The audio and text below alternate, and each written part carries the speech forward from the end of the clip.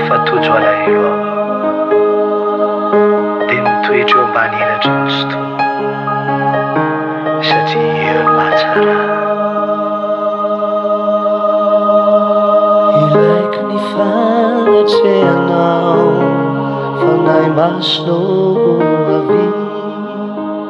Ilaiko ny fanatrehanao fanahy masonao avy. Avy, avy, avy fanahy io. Avy, avy, avy fanahy io. Ilaiko ny fanatrehanao fanahy masonao avy. Ilaiko ny fanatrehanao fanahy masonao avy.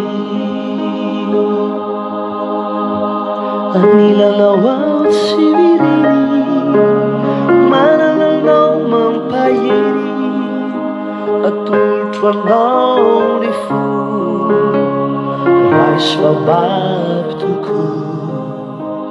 Anilanao aho tsy miriry, manana anao mampahery, atolotro anao ny fo, raiso bababo tokoa. Avy, avy, avy fanahy io. Avy, avy, avy fanahy io. Ilaiko ny fanatrehanao fanahy masonao avy. Ilaiko ny fanatrehanao fanahy masonao avy.